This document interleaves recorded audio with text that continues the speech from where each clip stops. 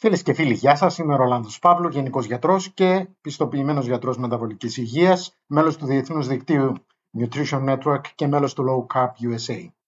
Μία από τις σημαντικές μετρήσεις που κάνουμε στις εργαστηριακές εξετάσεις είναι η κορτιζόλη. Δεν τη συστήνουν πολλοί γιατροί, όμως είναι εξαιρετικά σημαντική για να καταλάβουμε το επίπεδο στρες του οργανισμού. Είναι η ορμόνη του στρες και είναι πάρα πολύ χρήσιμη μαζί με την αδρεναλίνη στις περιπτώσεις που υπάρχει ένας άμεσος κίνδυνος. Γι' αυτό και υπάρχει αυτή η ορμόνη που σκοπό έχει να αναστείλει όλες τις άλλες λειτουργίες του οργανισμού προκειμένου να επικεντρώσει στην αντίδραση μπροστά σε έναν άμεσο κίνδυνο. Η αντίδραση μπροστά σε ένα λιοντάρι, ας πούμε, όπου χρειάζεται μεγαλύτερη τροφοδοσία με αίμα στους σκελετικούς μύες, εύκολο καύσιμο για τους μύες για να κινηθεί, να αντιδράσει γρήγορα ο οργανισμός κλπ. Έτσι λοιπόν η κορτιζόλη προκαλεί την απελευθέρωση γλυκόζης στο αίμα, τονώνοντας την διαδικασία της γλυκονεογένεσης που την έχω εξηγήσει αρκετές φορές, και μάλιστα όταν η κορτιζόλη είναι ανεβασμένη ξεπερνά ακόμα και την ινσουλίνη στη ρύθμιση του μεταβολισμού μας. Όταν δηλαδή κυριαρχήσει το αίσθημα φόβου, το αίσθημα στρες στον οργανισμό, αυτό αναστέλει, είναι πιο ισχυρό από την δράση της ινσουλίνης πάνω στα κύτταρα. Ενισχύει λοιπόν την διάσπαση πρωτεϊνών του οργανισμού προκειμένου να απελευθερωθούν αμινοξέα άμεσα και τροφοδοτεί το ύπαρ με αμινοξέα ώστε το ύπαρ να τα μετατρέψει σε καύσιμο, σε γλυκόζη. Αυτό σε μια οξία κατάσταση στρες είναι χρήσιμο, είναι αναγκαίο για να επιβιώσουμε. Και όχι μόνο. Οι περιπτώσεις οξέως στρες είναι καλές και για τον εγκέφαλο και για το ανοσοποιητικό μας, τονώνει τη λειτουργία του οργανισμού. Το οξύ στρες μπορεί να είναι μια έντονη άσκηση, μπορεί να είναι μια στιγμιαία προσπάθεια για να κάνουμε κάτι, μπορεί όμως να είναι και συνοδευόμενο από αισθήματα φόβου, πανικού κλπ, που εκεί μπορεί πράγματι σε πολύ ψηλό βαθμό να προκαλέσει βλάβες. Ωστόσο, στη σύγχρονη εποχή αυτό μετατρέπεται σε χρόνιο στρες και το χρόνιο στρες έχει τελείως διαφορετικό χαρακτήρα από ότι το οξύ, γιατί ενώ ανταποκρίνεται ο οργανισμός πάρα πολύ γρήγορα στην επίδραση της κορτιζόλης, από ό,τι φαίνεται αναπτύσσεται και στην κορτιζόλη όπως και στην ινσουλίνη μία αντίσταση, μία ανοχή δηλαδή του οργανισμού στην επίδραση της κορτιζόλης, αν αυτή είναι συνεχής στο χρόνιο στρες, με αποτέλεσμα να ανεβαίνουν κι άλλο τα επίπεδα κορτιζόλης και να δημιουργείται μία διαταραχή σοβαρή στον οργανισμό. Γιατί τα λέω όλα αυτά? Γιατί, όπως είπα πολλές φορές στις εργαστηριακές εξετάσεις, βλέπουμε να είναι ψηλή η κορτιζόλη και αυτό να είναι η βάση της εξήγησης γιατί υπάρχει μεταβολική διαταραχή, αντίσταση στην ινσουλίνη, παρόλο που η διατροφή μπορεί να είναι τέλεια. Ακόμα και με μία κετογονική διατροφή αυστηρή, μπορεί το στρες από μόνο του να διαταράξει τον μεταβολισμό. Και μέσα στο στρες περιλαμβάνεται και η ποιότητα ύπνου. Η κορτιζόλη, ως γνωστό, είναι η ορμόνη εκείνη που από τις 5 η ώρα το πρωί περίπου αρχίζει να ανεβαίνει για να μας αφυπνίσει, τονώνει την γλυκονεογένεση, την παραγωγή δηλαδή γλυκόζης από το ύπαρ, προκειμένου να παραχθεί γλυκόζη που να διεγείρει το ξύπνημά μας, ας πούμε, και σταδιακά αυξάνεται μέχρι τις 9 με 10 το πρωί, 10 και μισή μερικές φορές έχω δει να κρατάει και μετά αρχίζει να κατεβαίνει. Αυτός λοιπόν ο κύκλος σημαίνει μία διέγερση της γλυκόζης και το βλέπουμε στην πρωινή γλυκόζη που συνήθως είναι ψηλότερη από ότι το απόγευμα, το λεγόμενο Down φαινόμενο, όπως λένε στα αγγλικά, ή φαινόμενο της αυγής στα ελληνικά, δηλαδή η πρωινή υπεργλυκαιμία, η οποία προκαλείται από αυτή την έξαρση της κορτιζόλης. Αυτό είναι πιο έντονο όταν υπάρχει ήδη αντίσταση στην ινσουλίνη και πιο ήπιο εάν το άτομο κάνει κετογονική διατροφή, κάνει διατροφή χαμηλών υδατανθράκων. Αυτό λοιπόν προκαλείται, η αύξηση αυτή της κορτιζόλης είναι ανάλογη με την ένταση με την οποία σηκωνόμαστε, με το άγχος με το οποίο σηκωνόμαστε από το κρεβάτι το πρωί, αλλά και με την ποιότητα ύπνου. Έτσι, ένας διαταραγμένος ύπνος, ένας μειωμένος σε ώρες ύπνος είναι αρκετός για να μας βγάλει από την μεταβολική μας ισορροπία, να προκαλέσει αντίσταση στην ινσουλίνη και να οδηγήσει σε ψηλή γλυκόζη και ψηλή ινσουλίνη. Η ινσουλίνη, αφού διεγερθεί η γλυκονεογένεση πέραν κάποιου ορίου, ανεβαίνει η γλυκόζη ψηλά και προκαλεί την αντίστοιχη αύξηση έκρησης ινσουλίνης προκειμένου να μαζέψει την παραπάνω γλυκόζη και να την απομακρύνει από την κυκλοφορία, να την οδηγήσει σε μετατροπή πρώτα σε γλυκογόνο, μετά σε λίπος και να τη στείλει για αποθήκευση στο λιπόδι ιστό.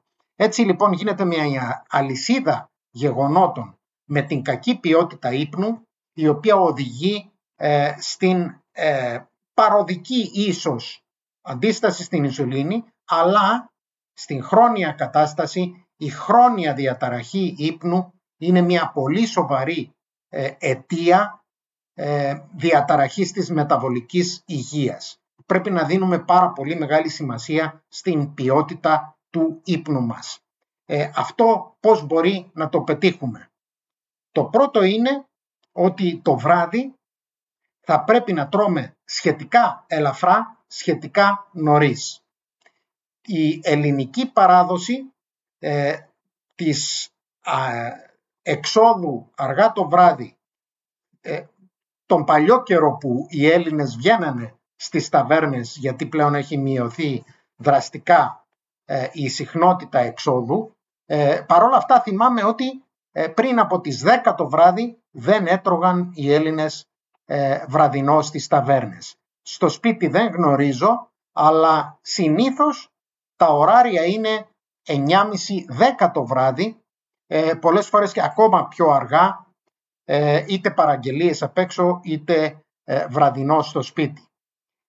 Έτσι λοιπόν αυτό το γεύμα, ένα βαρύ γεύμα αργά το βράδυ, θα διαταράξει την ποιότητα ύπνου και θα εμποδίσει τον καλό κυρκάδιο, όπως ονομάζεται, ρυθμό.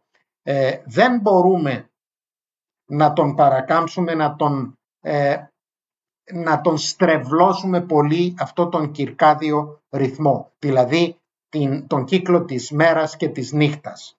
Έτσι λοιπόν, όταν θέλουμε να ακολουθήσουμε τον κυρκάδιο ρυθμό για να έχουμε την καλύτερη δυνατή μεταβολική υγεία, θα πρέπει να ξεκινήσουμε να φάμε το βραδινό μας, όχι πολύ βαρύ βραδινό, μέχρι τις 8 το βράδυ και πιο νωρίς θα ήταν καλά, 7.30 το βράδυ, και να κοιμηθούμε, να ξαπλώσουμε από τις 9-9.30 και να κοιμηθούμε maximum μέχρι τις 10 το βράδυ. Εγώ το κάνω ακόμα πιο νωρίς, πάω στο κρεβάτι 9-9.30 έχω κοιμηθεί. Και το καλύτερο θα ήταν να μπορούμε να ξυπνήσουμε με την πρώτη διέγερση της κορτιζόλης, δηλαδή 5-5.30 το πολύ το πρωί, για να ταυτιστούμε με αυτή την πορεία αφύπνισης, διέγερσης που προκαλεί η κορτιζόλη. Το δεύτερο που πρέπει να κάνουμε είναι να αποφύγουμε οθόνες.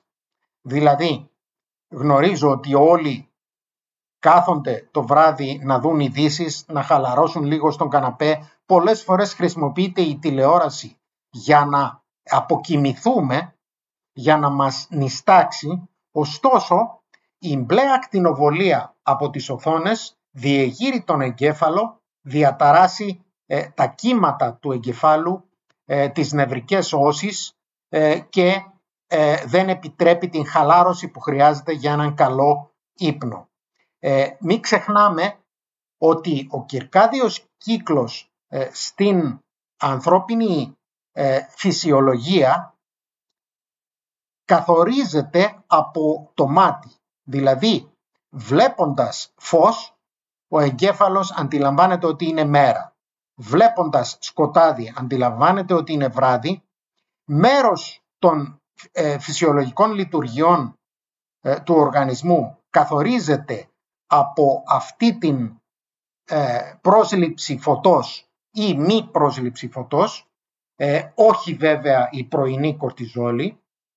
Οπότε το βράδυ η μπλε ακτινοβολία των οθονών δημιουργεί μια διέγερση στον εγκέφαλο και δεν επιτρέπει να μπούμε σε φάση ύπνου.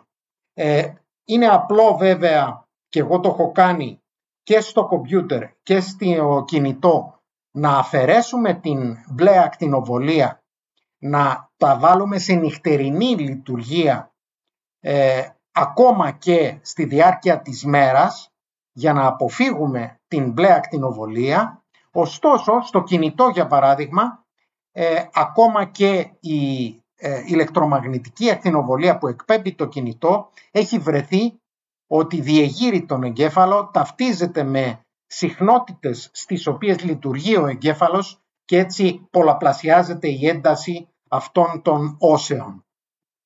Με αποτέλεσμα, αυτό σημαίνει πως πρέπει να αποφεύγουμε την ηλεκτρομαγνητική ακτινοβολία του κινητού, του Wi-Fi κλπ.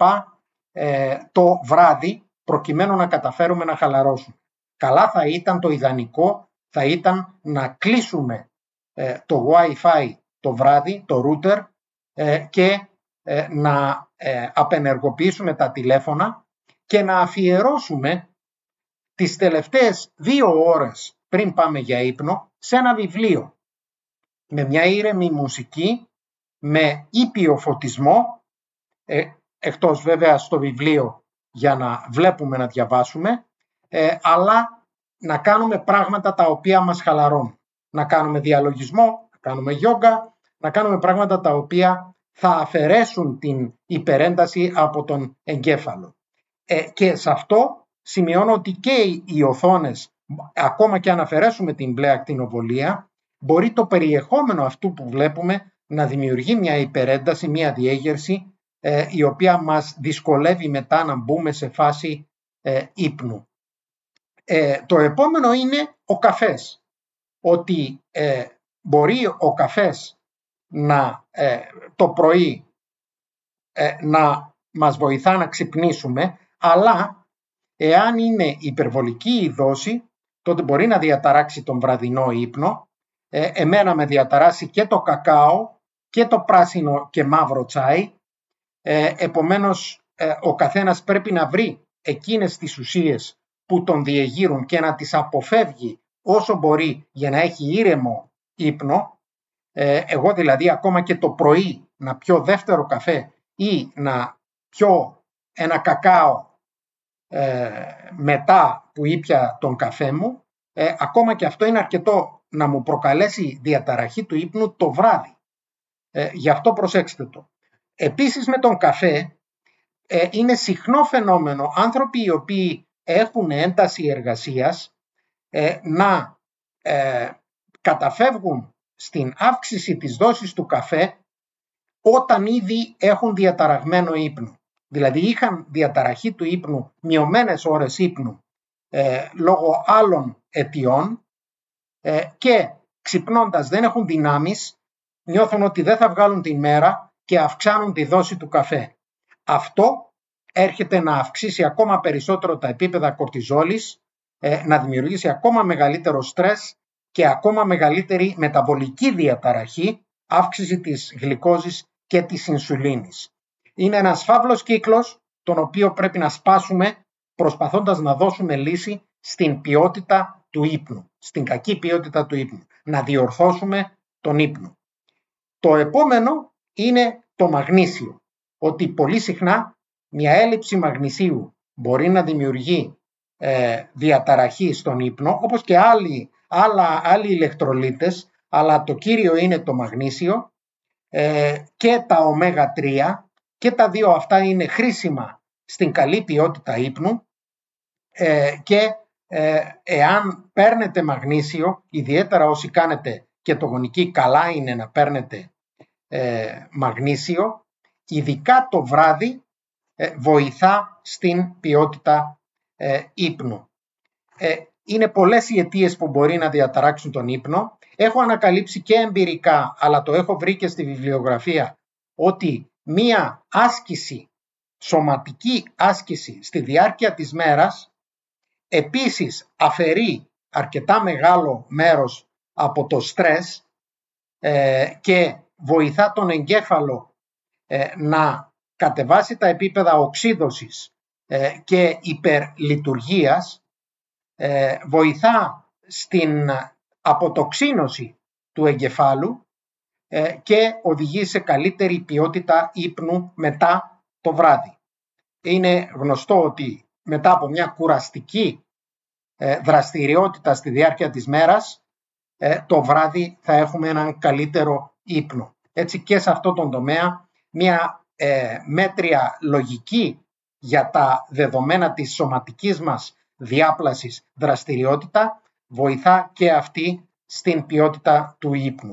Επομένως, συμπερασματικά, πέραν από το τι τρώμε, πρέπει να λαμβάνουμε υπόψη και άλλους παράγοντες, ένας από τους οποίους είναι το στρες, για να έχουμε την καλύτερη μεταβολική υγεία. Ο άλλος παράγοντας είναι η φλεγμονή, θα την συζητήσουμε σε ένα επόμενο βίντεο, αλλά για την ώρα ας μείνουμε σε όσα είπα για τον ύπνο. Αν έχετε και άλλες ιδέες για το πώς μπορούμε να βελτιώσουμε την ποιότητα ύπνου, μπορείτε να μου γράψετε στα σχόλια, χαίρομαι να διαβάζω τα σχόλιά σας, ή αν έχετε ερωτήσεις, εννοείται είναι πάντα ευπρόσδεκτες. Αν σας άρεσε το βίντεο, πατήστε το like, κοινοποιήστε σε φίλους που μπορεί να τους ενδιαφέρει και εγγραφείτε για να ενημερώνεστε για τα επόμενα βίντεο. Να είστε καλά, καλό βράδυ.